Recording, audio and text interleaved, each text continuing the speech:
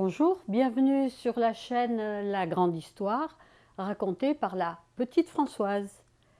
Je vais vous parler d'un personnage historique complètement inconnu, mais qui est cher à mon cœur. Il s'agit de Marie de Cressay.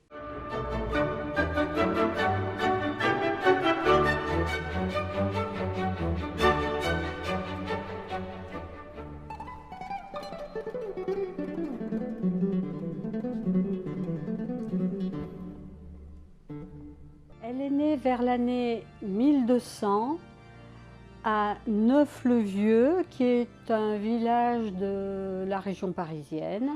Elle était de noblesse, mais de noblesse, le père avait disparu à la guerre. Ils étaient extrêmement pauvres. Les deux frères aînés étaient de braves paysans, mais ils tenaient à une chose, c'était à leur noblesse. Ils étaient très fiers de ça. La petite Marie avait 16 ans et elle attendait. Qu'est-ce qu'elle pouvait faire d'autre? Elle se rendait utile comme elle pouvait dans ce qui n'était plus un château. Elle se rendait utile à la ferme. Et un jour est apparu un banquier. Les banquiers à cette époque, c'était des Italiens. Il y avait des Lombards, des Siennois. Et ce jeune homme, qui s'appelait Guccio, venait réclamer une créance à ces malheureux nobles qui n'avaient plus un sou vaillant. Il est arrivé à les aider parce que Marie le regardait avec ses grands yeux bleus et elle avait ce doux sourire qui l'a fait chavirer notre Guccio. Et voilà ces deux jeunes qui sont tombés très amoureux l'un de l'autre.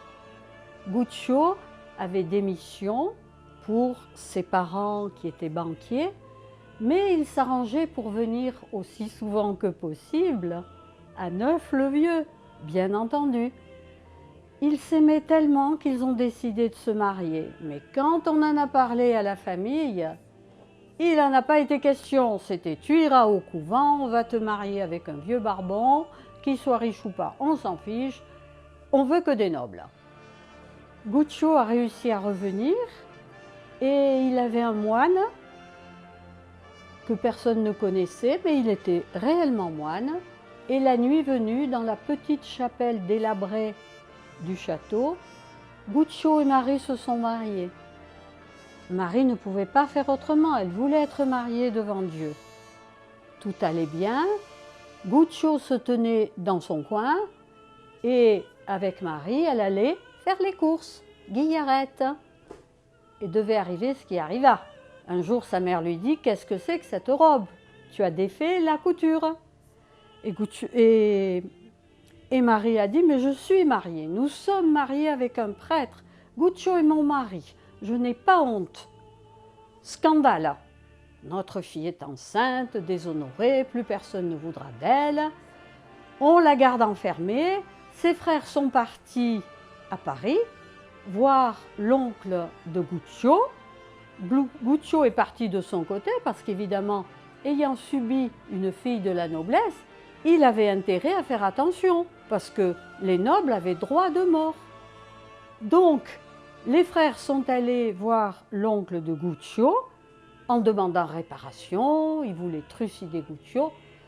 L'oncle a dit « Écoutez, il est parti en Italie, je ne veux plus entendre parler de lui.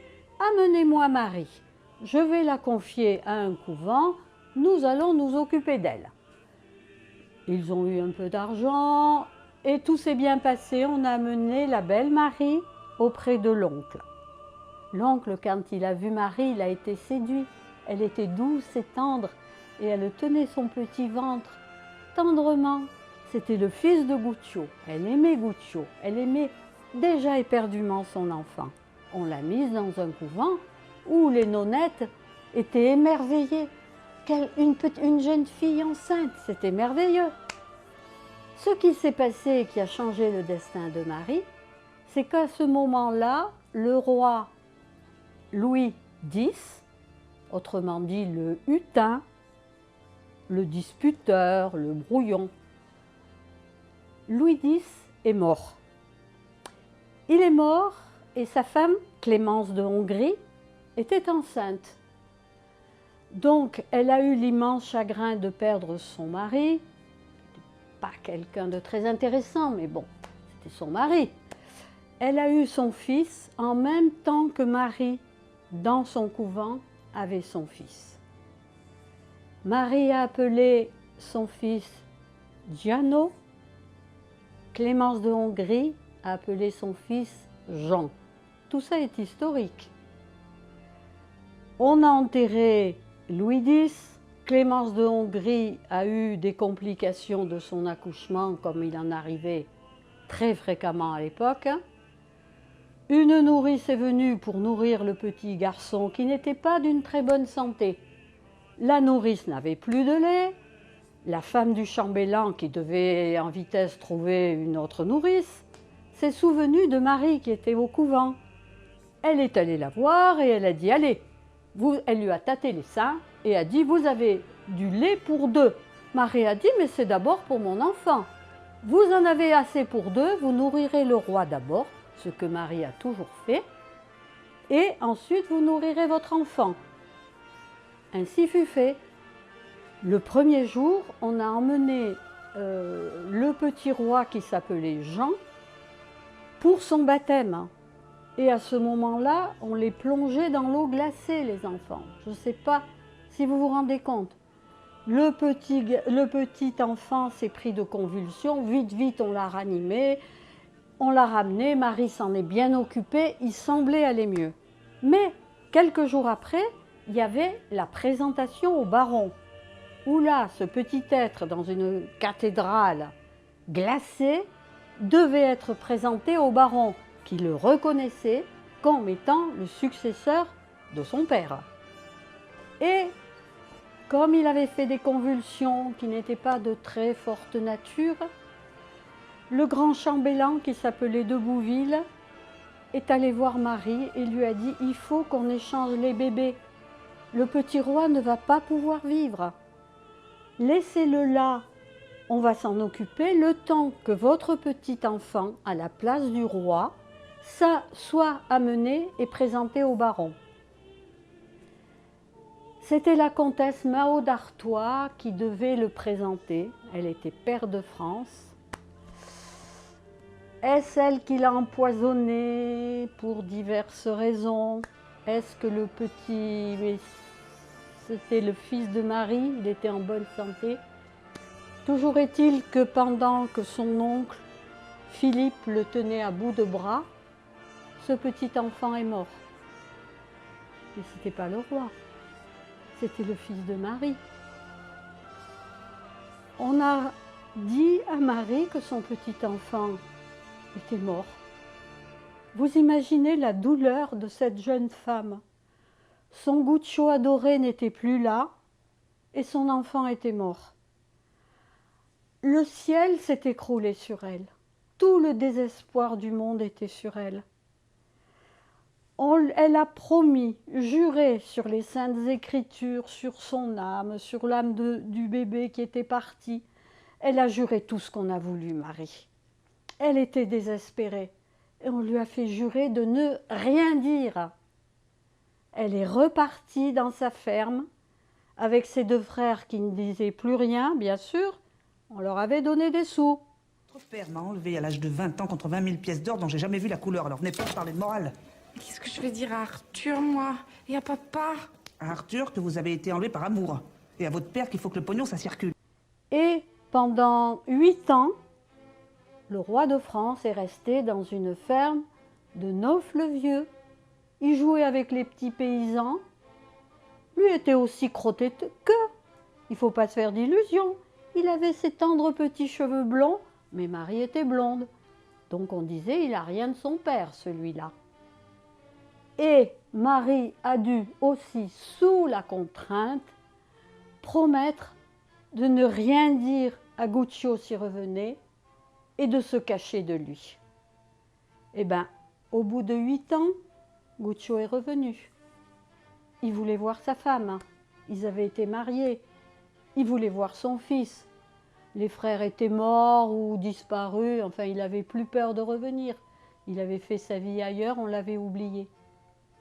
Marie s'est enfermée, loin, pendant que Guccio venait récupérer son enfant.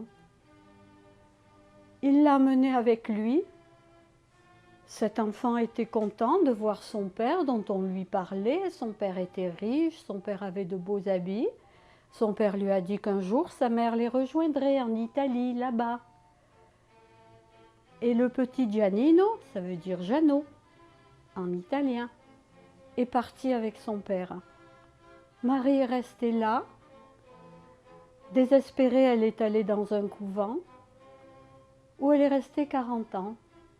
40 ans de larmes, 40 ans de désespoir, en ayant juré qu'elle ne dirait rien. Qui peut admettre un calvaire pareil pour cette jeune femme? C'est épouvantable. Sur son lit de mort, elle a dit ce qui s'était passé exactement. Donc le prêtre qui l'a confessé est allé en Italie.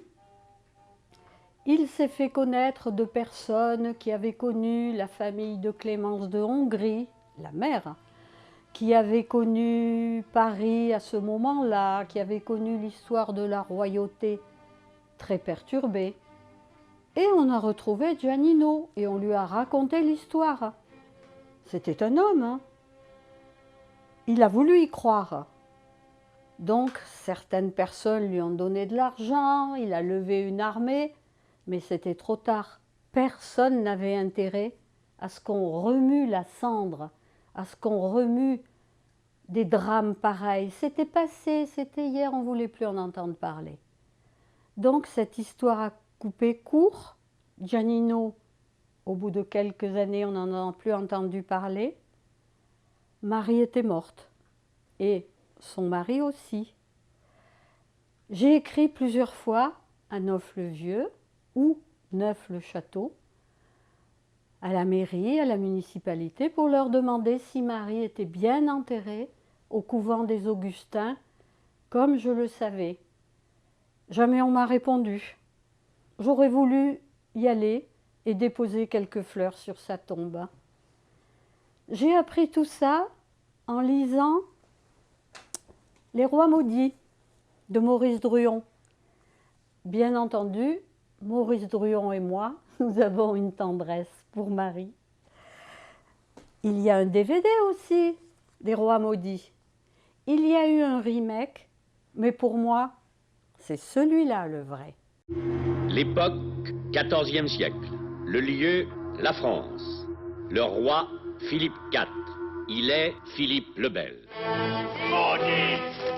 Vous serez tous maudits! J'aurais dû leur faire arracher la langue avant de les brûler.